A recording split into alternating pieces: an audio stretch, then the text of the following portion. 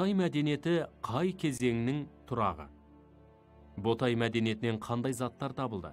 Ботай қонысында жылқы малының сүйектері өте көп табылыпты. Бұл неге байланысты? Сұрақтарға жауап беруге тырысайық.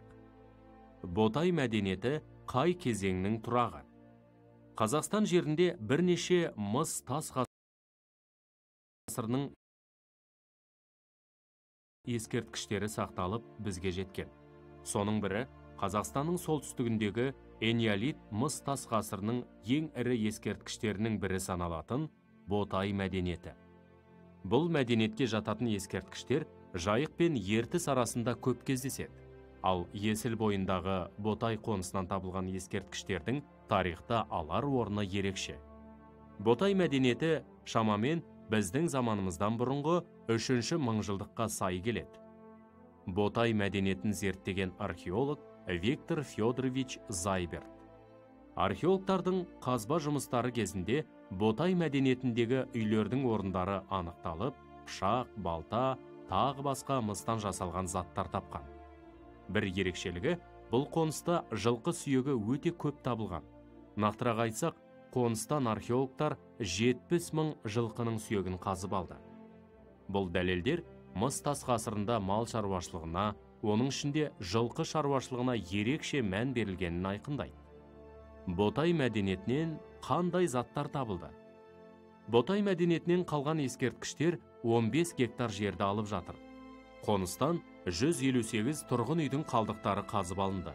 Ертедегі қоныста баспаналар тығыз орналасып, бір жүйелілік сақталған. Ені 4-8 метр, ал ұзындығы 50 метрге дейін жететін параллель көшелердің екі жағында 15-16 үй салынған. Баспаналар көлемі 20 мен 70 шаршы метрге дейін болған. Күмбез төбесін бұтақтармен немесе шыммен жауып, ортасынан түтін шығатын тесік саңлау қалдырған. Баспананың ортасында шұңқыр ошақ орналастырған. Ошақ пен есіктің арасы шаруашылыққа арналған орын болса, төр ұйықтауға арналған орын болды. Қабырғаның бүйірінен азық-түлік сақтау үшін шұңқыр қазған. Бұл баспаналар энеолит адамдарының қалай өмір сүргені жайында құнды мағлұмат береді. Қазба жұмысы барысында табылған тас тоқпақтар, пышақтар, қанжарлар, найза ұштары ботайлықтардың өмірінде аңшылықтың рөлі ерекше болғанын айқын көрсетеді. Еңбек құралдарының арасында мыстан жасалғаны да кездеседі. Демек, ботайлықтар металл мысты алғашқы болып игерген деп айта аламыз. Тігін тігетін ине, тескіш, біздердің табылуы адамдар тері өңдеуді білгенін айғақтайды. Ши тоқу үшін сүйек ілмектерді, жіберу үшін ұршықты пайдаланды. Табылған олжалар ішінде бойтұмарлар мен әшекей бұйымдар да кездеседі. Ботай қонысында жылқы малының сүйектері өте көп табылыпты. Бұл неге байланысты? Ботай қонысынан жылқы сүйектерінің көп табылуы ғалымдарды таң қалдырды. Жұмысқа жануарлар сүйегін зерттейтін арнайы маман ғалымдар шақырылды.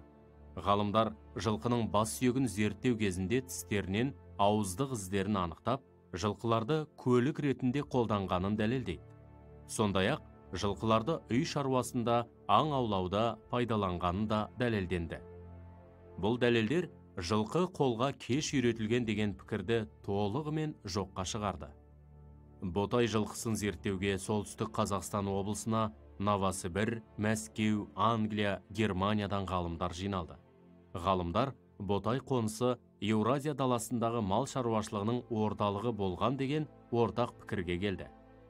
Жылқыны қолға үйрету адамзат тарихындағы аса зор жетістіктердің бірі.